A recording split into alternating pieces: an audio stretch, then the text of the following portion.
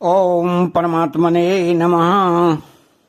अब आगे के श्लोक में अर्जुन भगवान को निर्गुण, निराकार, सगुण, निराकार और सगुण साकार रूप में देखते हुए भगवान की स्तुति करते हैं। त्वमक्षरं परमं वेदितव्यं त्वमस्य विश्वस्य परं विधानम् त्वं व्ययः शाश्वत धर्मगुप्ता सनातनस्त्वं पुरुषो मतो मे। अर्थात त्वमक्षरं परमं वेदितव्यम, वेदों, शास्त्रों, पुराणों, स्मृतियों, संतों की वाणियों और तत्वज्ञ जीवन मुक्त महापुरुषों द्वारा जानने योग्य जो परमानंद स्वरूप अक्षर ब्रह्म हैं, जिसको निर्गुण निराकार कहते हैं, वे आप ही हैं।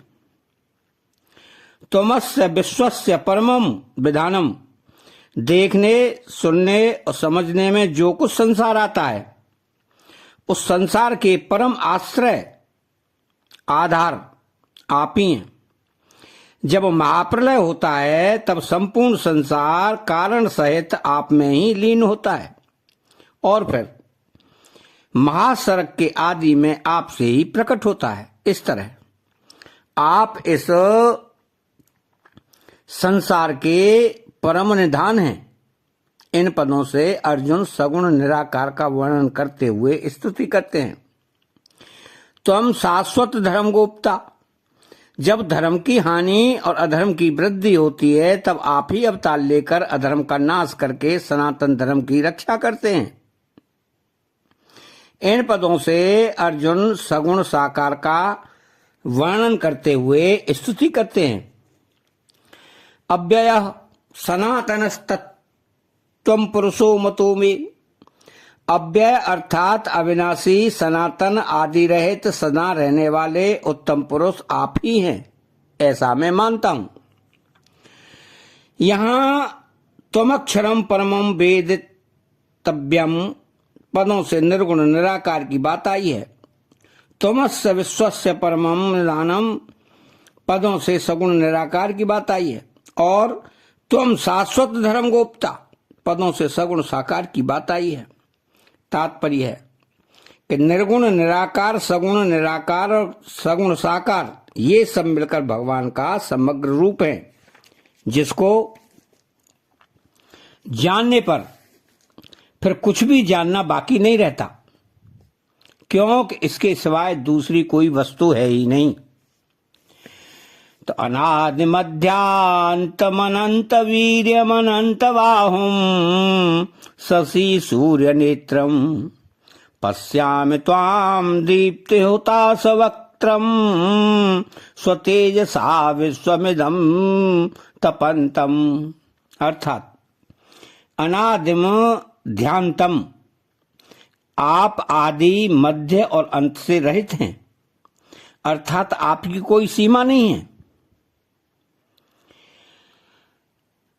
अर्जुन ने कहा है कि मैं आपके आदि, मध्य और अंत को नहीं देखता हूं। वहां तो देशकृत अनंतता का वर्णन हुआ है और यहां कालकृत अनंतता का वर्णन हुआ है।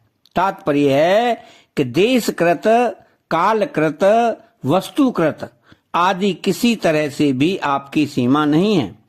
संपूर्ण देश काल आदि आपके अंतर्गत है, फिर आप देश काल आदि के अंतर्गत कैसे आ सकते हैं? अर्थात देश काल आदि किसी के भी आधार पर आपको मापा नहीं जा सकता। अनंत वीर्यम, आप में अपार पराक्रम, सामर्थ्य, बल और तेज है। आप अनंत असीम शक्तिशाली हैं। अनंत बाहुम, आपकी कितनी भुजाएं हैं, इनकी कोई गिनती नहीं हो सकती। आप अनंत भुजाओं वाले हैं। शशि सूर्य नेत्रम, संसार मात्र को प्रकाशित करने वाले जो चंद्र और सूर्य हैं, वो आपके नेत्र हैं। इसलिए संसार मात्र को आपसे ही प्रकाश मिलता है। दीप्त होता सवक्त्रम। यज्ञ होम आदि में जो कुछ अग्नि में हवन किया जाता है उन सबको ग्रहण करने वाले दैदीप्यमान अग्नि रूप मुख वाले आप ही हैं। सुतेजसा विश्वमिदम तपंतम। अपने तेज से संपूर्ण विश्व को तपाने वाले आप ही हैं। तात्पर्य यह है कि जिन जिन व्यक्तियों, वस्तुओं, परिस्थितियों आदि से प्रतिकूलता मिल रही है उनमें ही संपूर्ण प्राणी संतप्त हो रहे हैं। संतप्त करने वाले और संतप्त होने वाले दोनों एक ही विराट रूप के अंग हैं। इस श्लोक का तात्पर्य है कि भगवान सब तरह से अनंत हैं। उनके तेज से तपने वाला विश्व भगवान से अलग नहीं है। अतः तपाने वाला और तपने वाला दोनों ही भगवान के स्वरूप में हैं। अतः चैनल को सब्सक्राइब करें, बेल आइकन घंटी को दबाएं और कमेंट बॉक्स में जय श्री कृष्णा लिखें। बोलो जय श्री कृष्णा।